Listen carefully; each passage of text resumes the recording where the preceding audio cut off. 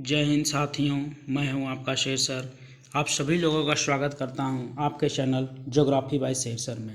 जैसा कि आप सभी लोगों को पता है कि यूपी बीएड की फॉर्म भरा जा रहा है और जल्द ही इसका पेपर का आयोजन होगा और इसके संबंध में आपको पूरी तरह से सिलेबस पता होना चाहिए, क्योंकि यूपी बीएड में दो तरह के पेपर होते हैं, एक कला वर्ग के लिए और एक विज्ञान वर्ग के लिए। इन दोनों वर्गों के बारे में आपको विस्तृत रूप से जानकारी होनी चाहिए कि कला वर्ग के लिए क्या पढ़ना है और विज्ञान वर्ग के लिए क्या पढ़ना है। तो चलिए आज इसी टॉपिक पर हम लोग बात करते हैं, क्योंकि बहुत सारे बच्चों को बहुत सारे डाउट था इसके संबंध में। तो आप आगे किसी भी तरह की जानकारी के लिए इस चैनल को सब्सक्राइब कर लें और कमेंट बॉक्स में अपने प्रश्नों को ज़रूर रखें। देखिए, जैसा कि यूपी बीएड संयुक्त प्रवेश परीक्षा जेई 2026 के लिए विज्ञान साइंस स्ट्रीम का सिलेबस मुख्यतः दो प्रश्न पत्रों में विभाजित है। इसको कौन आयोजित कर रहा है? बुंदेलखंड विश्वविद्यालय झांसी द्वारा इसको आयोजित किया जा रहा है और उसका विस्तृत सिलेबस नीचे दिया गया है। तो आइए हम जानते हैं कि परीक्षा का प्रारूप क्या है। अगर एग्ज़ाम पैटर्न को आप समझ गए तो आपकी सुनिश्चित रूप से सरकारी में आपकी लग जाएंगी। इसमें कुल प्रश्न पत्र कितने आते हैं? 2 प्रश्न पत्र होते हैं और दोनों अनिवार्य है, और सबसे बड़ी बात है कि दोनों एक ही दिन आयोजित होंगे, अलग अलग दिन इसमें कोई प्रावधान नहीं है। और इसके कुल मार्क्स हैं 400 नंबर के। प्रत्येक पेपर 200 अंकों का होता है, अर्थात प्रत्येक पेपर 200 अंक का है। इसका मतलब अगर एक क्वेश्चन की बात की जाए तो एक क्वेश्चन कितने मार्क्स का हो गया? 2 मार्क्स का हो गया। समय कितना है? प्रत्येक पेपर के लिए 3 घंटे का आयोजन होगा। निगेटिव मार्किंग 1/3 है, अर्थात 1/3 है। तो प्रत्येक गलत उत्तर पर आपके 0.66 अंक कटेंगे। निश्चित रूप से आप इस बात को ध्यान रखेंगे।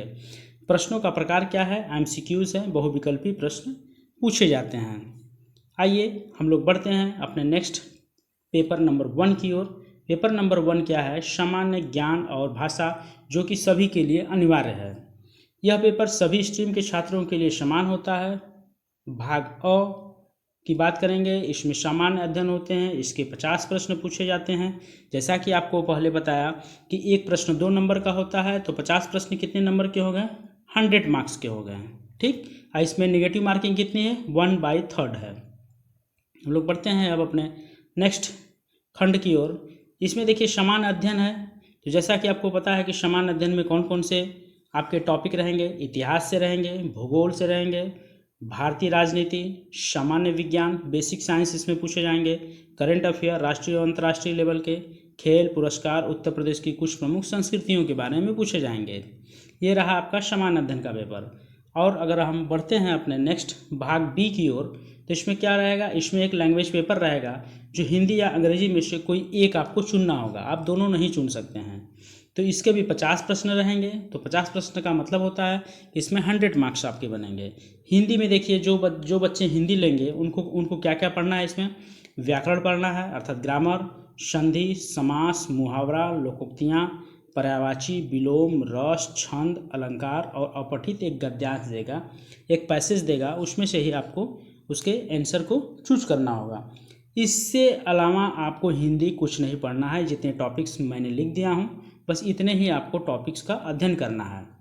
अगर जो बच्चे साइंस स्ट्रीम के हैं, हिंदी नहीं लेना चाहते हैं, तो क्या पढ़ लेंगे? अपने अंग्रेजी विषय में पढ़ेंगे वो लोग। टेंसेस पढ़ेंगे, vocabulary, synonyms, antonyms, reading comprehension और सेंटेंस करेक्शन। ये सब चीज़ें आपके अंग्रेजी माध्यम पूछेंगे। आप लोग पढ़ते हैं पेपर 2 की ओर। जैसा कि ऊपर बताया गया है कि पेपर 1 के वो 100 मार्क्स के 100 क्वेश्चन थे, जिसके 200 मार्क्स बनते हैं। अब पेपर नंबर 2 आ गया। पेपर नंबर 2 क्या है? सामान्य अभिरुचि और विषय योग्यता। जो बच्चे साइंस स्ट्रीम लेंगे तो उनका साइंस में रहेगा। इसमें भी भाग अ है, जो कि सामान्य अभिरुचि जनरल एप्टीट्यूड के प्रश्न 50 रहेंगे। 50 प्रश्न, इसका मतलब है कि 100 मार्क्स का रहेगा। इसमें क्या क्या पूछेगा? रीजनिंग में देखिए, आपको सबसे बड़ी बात है कि रीजनिंग के अंतर्गत आपको पूछेगा कोडिंग, डिकोडिंग, कुछ पजल्स पूछेंगे, दिशा अर्थात डायरेक्शन रैंकिंग पूछेगी, सीरीज, ब्लड रिलेशन कि इसके क्या होते हैं।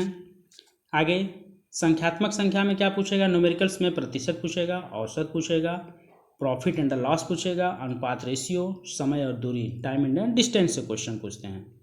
अब भाग बी के अंतर्गत देखते हैं हम लोग। सबसे इम्पोर्टेंट भाग क्या है? सबसे इम्पोर्टेंट बात है कि भाग बी में क्या पूछता है। भाग बी में विषय योग्यता जो विज्ञान वर्ग के छात्र हैं उसके 50 क्वेश्चन यहाँ पे पूछे जाएंगे जो कि 100 मार्क्स के बनेंगे। इसमें कहा गया है कि यह खंड विशेष रूप से विज्ञान छात्रों के लिए है। इसमें ग्रेजुएशन स्तर तक के सभी विषयों से प्रश्न पूछे जाते हैं, जिसमें भौतिक विज्ञान फिजिक्स की अगर बात करेंगे तो इसमें यांत्रिकी, प्रकाश, ऊष्मा, बिजली ऐसे विषय हैं जिससे क्वेश्चन पूछना है। और ये सारे क्वेश्चन किस स्तर के रहेंगे, आप लोग ध्यान दीजिएगा, सारे क्वेश्चन ग्रेजुएशन स्तर के रहेंगे। अब हम लोग नेक्स्ट बढ़ते हैं अपने रसायन विज्ञान के केमिस्ट्री में। केमिस्ट्री में देखिए क्या क्या पूछेगा, कार्बनिक चैप्टर है, अकार्बनिक चैप्टर है और भौतिक रसायन है। ठीक उसी प्रकार जीव विज्ञान में बायोलॉजी में क्या है, वनस्पति विज्ञान अर्थात बॉटनी और जियोलॉजी से क्वेश्चन पूछेंगे। अगर मैथ है तो मैथमेटिक्स से क्या पूछेगा, बीजगणित, त्रिकोणमिति अर्थात ट्रैग्नोमेट्री, कैलकुलस, ये भी क्या है ग्रेजुएशन और इंटर स्तर के मुख्य प्रश्न इसमें पूछे जाएंगे। तो ये रहा आपके आज का मुख्य सिलेबस।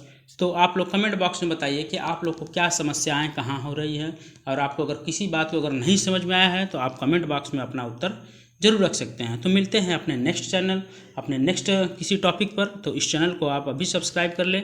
तब तक के लिए आपको बहुत बहुत धन्यवाद।